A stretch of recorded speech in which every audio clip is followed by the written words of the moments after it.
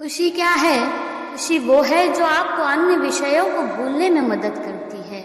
यदि आप प्रसन्न हैं तो मन में अन्य विषयों के प्रति ना तो चिंता और ना ही अशक्ति उत्पन्न होती है। खुश वो है जिसने इस अवस्था को प्राप्त किया है। अब आप इस स्थिति में कैसे आते हैं? यदि इसे सामाजिक रूप से देखें तो क्या धन, संपत्ति, संतान आदि आपको अन्य मामलों की चिंता से मुक्त कर सकते हैं? नहीं, ये सुख नहीं दे सकते। लेकिन दुर्भाग्य से हमने इसे अपनी खुशी की परिभाषा के रूप में रखा है, इसलिए ये सब पाकर भी हम सुखी नहीं हैं। किसी धनी व्यक्ति से, धनवान से, संतानवान से पूछो कि क्या वह ये सब प्राप्त करके भी पूर्ण रूप से सुखी है।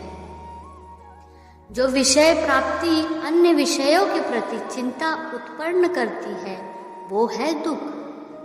अब संपत्ति के आने पर उसकी वृद्धि, संपत्ति के आने पर उसकी सुरक्षा और बच्चे के आने पर उसके पालन पोषण की चिंता होती ही है। ये सब दुख के कारण है, सुख के नहीं। मुक्ति में ही सुख है। यह भावनाओं और कार्यों की मुक्ति से ही जाना जा सकता है। जिस दिन तुम खाली बैठे हो, कोई चिंता ना हो, कोई विषय मन में ना हो, उस दिन तुम प्रसन्न होगे। जब भी आप चिंतित या तनावग्रस्त होते हैं, बाहरी उद्देश्य हावी हो जाता है और आप अपने आंतरिक उद्देश्य से चूक जाते हैं। आप भूल गए हो कि आपकी चेतना की अवस्था प्राथमिक है, बाकी सब बाद में आता है। आध्यात्मिक रूप से सुख का द्वार क्या है? सुख और दुख अगर थोड़ी बारीक नजर से देखा जाए तो ये दो अलग चीजें नहीं हैं, एक ही व्यवस्था के दो पहलू हैं। वह सब जिसे हम खुशी कहते हैं वास्तव में दुख का अभाव है। इसी तरह वो सब कुछ जिसे हम दुख कहते हैं वास्तव में केवल सुख का अभाव है।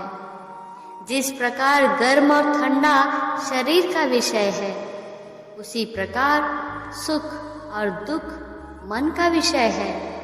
आध्यात्मिक दुनिया में एक अलग अवस्था है। ये सुख और दुख से परे है, इनसे ऊपर है। इस अवस्था को आनंद कहते हैं। पर हम सुख कैसे प्राप्त करें? जो बोया है वो भी तो काटना है। हम नादानी में इतना बो लेते हैं कि काटते काटते सारी आयु निकल जाती है, पर खत्म नहीं होता। अगले जन्म के लिए छोड़ना पड़ जाता है। परम सुख की कल्पना छोड़ इस जन्म का बोया काटो, नहीं तो अगले जन्म भी खराब हो जाएंगे। ये तो खराब हो ही गया है। इसलिए अपने अगले जन्म को बचाओ और उस जन्म में परम सुख पाने के लिए कर्म करना आरंभ कर दे। सुखी जीवन कैसे जिए? सुखी जीवन के लिए समय की शक्ति को पहचानते हुए उसके अनुसार कार्य करें तो कर्म के फल का मतलब है कि परिणाम आपके पक्ष में होगा। लेकिन अगर आप समय को जाने बिना कर्म करते हैं तो कर्म का परिणाम शून्य यानी माइनस में होता है। धर्म के अनुसार उचित कर्म को सही दिशा में करके हम अपने जीवन को बेहतर बना सकते हैं। ध्यान रहे, आनंद और सुख एक आभास है जिसे प्रत्येक व्यक्ति ढूंढता है। दुख एक अनुभव है जो आज हर व्यक्ति के पास है।